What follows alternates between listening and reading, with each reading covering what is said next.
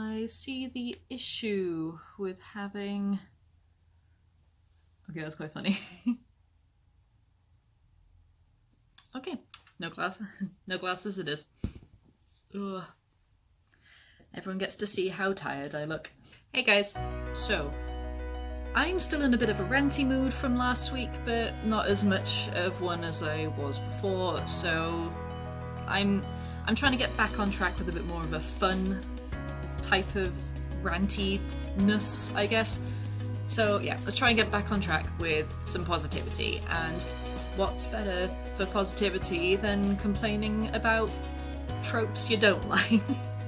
That was a terrible segue. In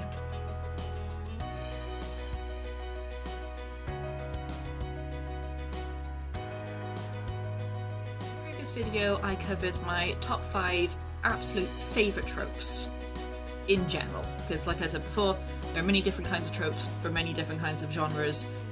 You name it, characters, anything. So this is going to be my top most hated or least favourite. These are going to be my bottom 5 tropes.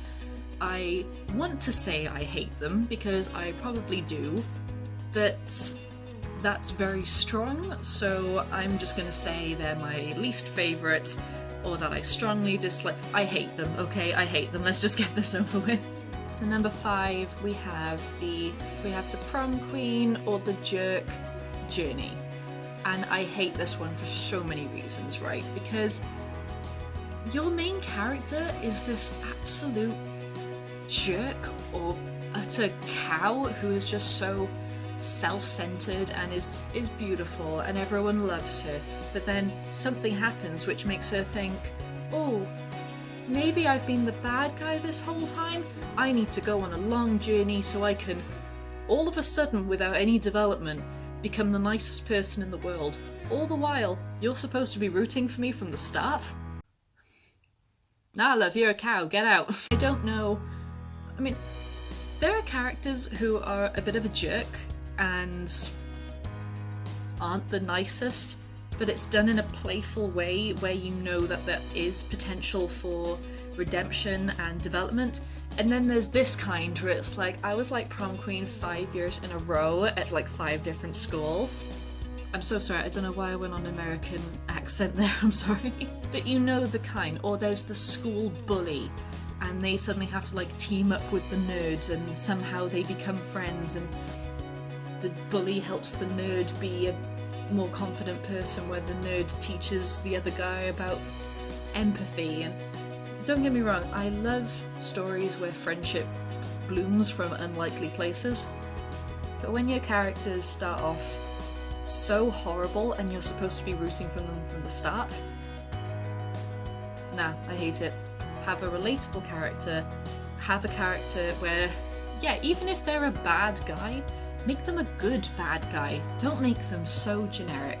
I love a good bad guy, I really do. Villains are probably some of my favourite characters, and I love the smarmy type of sarcastic tricksters like Loki, Bill Cipher, that kind of thing. But I hate it when you've got this standard high school bully, high school pretty prom girl, that there's just no relatability there and you're just expected to love them and then follow them on this journey where you're kind of like, no, you deserve to be made fun of.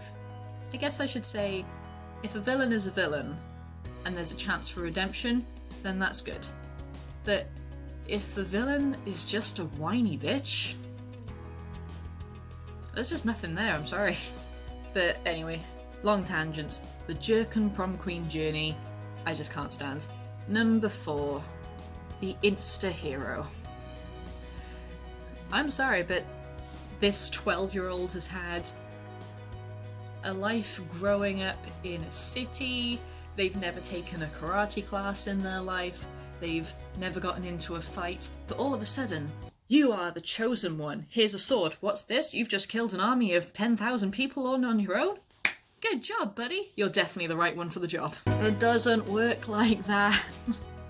I'm sorry, but if you're gonna have a hero's journey, then you need to follow the right steps. If you're gonna have a chosen one where it's like, a prophecy needs to be fulfilled and it's this one random child or one random middle-aged person out in the middle of nowhere that suddenly has to save a civilization or something like that, then by all means, go for it. I'm all for it.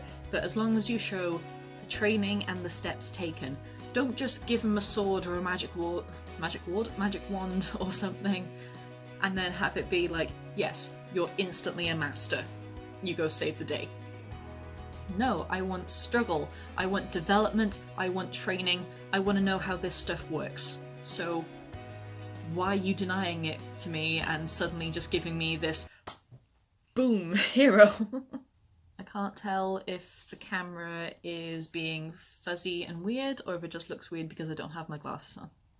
Number 3, and this one shows up so often, bullshit science. You've got this big world that you've built, and you've got this big doom machine that's ready to go off at any minute, but how does it all work? Yes, well, I'm going to take a few elements from your periodic table in this current world and then pretend that if you mix them together with some unknown component, then it will create this massive doomsday device, or it creates a super soldier. It just... If you're going to have real world elements in there, then use them. Don't try and have it like... I'm going to give you a good example. Good example, maybe. Me and my friends occasionally do this thing called Bad Movie Night, where we deliberately go and find the hilariously bad films out there. I mean ones that you find on like the back end of the Sci-Fi Channel, that kind of thing. Where, like Sharknado for example, where they're so bad they're hilarious. And one of the bullshit science tropes they used in this one film called Sand Sharks was sharks are attracted to noise. These particular sand sharks, if you couldn't guess by the title, swim in sand. If we have these giant speakers and face them down into the sand, that will draw the sharks to you. We will then set off a bomb that is so hot it will melt the sand into glass, trapping the sharks. That is a prime example of trying to use real-life science in a way that just does not work at all. I don't care if it's fantasy and make-believe. If you're going to give us real-life science like that, then you better make sure it works. Otherwise, you get nonsense like that and it just drives me insane. Because that's not how it works. I'm not a scientist by any means. You can throw some kind of bullshit science at me, and yeah, I may have to do some thinking, but when it's that blatantly obvious that it's not working, you're not fooling anyone, you've just lost your audience. And then trying to fix it's a similar thing with magic. If you're trying to fix everything with a, yes, how does this work? Magic. That feels like a complete cop-out. If you're gonna have magic, that magic better have rules, and those rules better be consistent, and they better make sense for the world that you're creating. Otherwise, it goes under the category of bullshit science, and it is all, guess what, bullshit. Make sense. Make an effort. Please. Number 2. The love triangle. It is so overdone, guys, and it's not even done right. I don't want to use Twilight as an example, but it's the only one that's coming to mind right now. And the Hunger Games, actually, come to think of it. So, Twilight, you've got Bella that just can't choose between Edward and Jacob. That's a love triangle, apparently. Or Katniss, which of the two boys is she going to go for? The baker boy or the rugged champ? Which one's she going to go for? First of all, why is it always down that you've got this big world, you've got all of these little components and supernatural things and clever government overuse of power? You've got all this stuff. Why are you focusing on a love trope that has no substance to it whatsoever? And also, it's not even done right, and I will tell you why. A love triangle is that, a love triangle. All 3 pieces have to have a connection. If Bella is interested in Edward and Jacob, What are Edward and Jacob? That looks very wrong.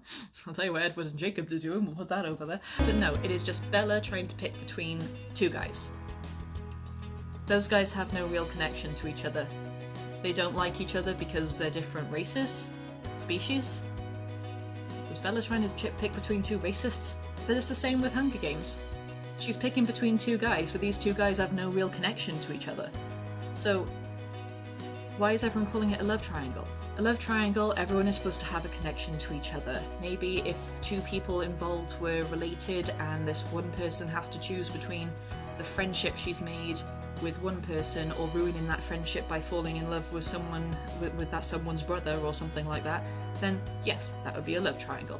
Likewise, if all three people were having an affair with each other but the other couple just didn't know about it, that is a love triangle. There are so many variations of it, but it is never done right. And then when it is done right, it feels sleazy and it feels disgusting.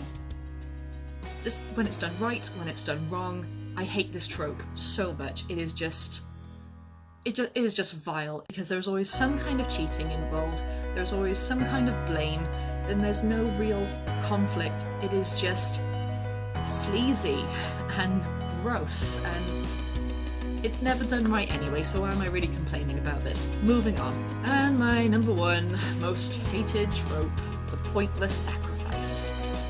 You all know which one I'm talking about.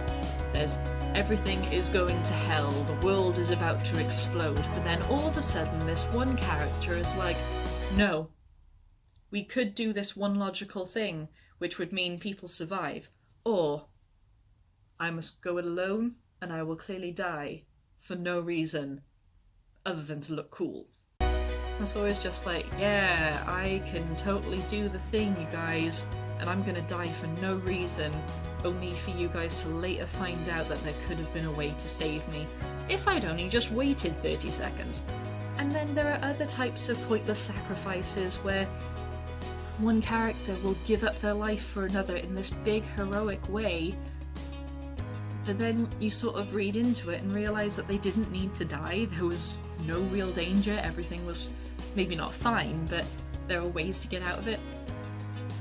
I don't know, there's been a lot of things I've been reading and watching lately where a character has either done something stupid, has not waited for all of the information, or has acted on a first impulse without talking through, and they've ended up dying for no reason, and everyone plays it up as this big, oh, they were such a hero, when in reality, they were just a dumbass. I'm sorry, I am all for, if there's like this one big heroic moment where someone does end up dying and they did give up their life for someone else, and there really was no other way around it, then power to you, it's a hell of a power move.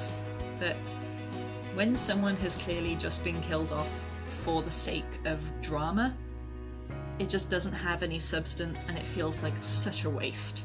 It's just infuriating. There's no need to kill off good characters when there are other options available just because you want to add a little bit of spice to the mix. So yep, those are my top 5 hated tropes. They just have no real substance. You can't root for the bully when there's no reason to. You can't have an Instr Hero. You have to go through the right sorts of training and development first. If you're going to use science, make sure it makes sense. If you're going to include magic, make sure it has rules and structure. Do not try and bullshit things together, because we will know. Look up what a love triangle is before you try to write one, because half the time you're wrong. The other time, it just feels sleazy. I have not read or seen one book, TV show, film where a love triangle is done right or well. If you know one, please tell me, because I'd like to be proven wrong on this one, but it's still a hated trope. And please stop putting pointless sacrifices in your work just because you feel like your story is lacking drama. If you feel like it's lacking drama, why is killing someone for the sake of it going to make it any better? So yep, that was my attempt at a more fun rant this time around. It's good to just get it all off my chest. And yeah, those are my bottom 5 generic tropes. Let me know what you guys think, if you have any tropes that you just can't stand. If you've seen anything that has these tropes and they're actually done well, please let me know, because like I said, I'd like to branch out a little bit more and see if I can change my mind on any of these. But yeah, for now, those are the bottom 5 generic tropes. Hope you guys enjoyed. Let me know what you guys think. Like, comment, subscribe, whatever you want to do. And yeah, I'll see you guys in the next one. Bye.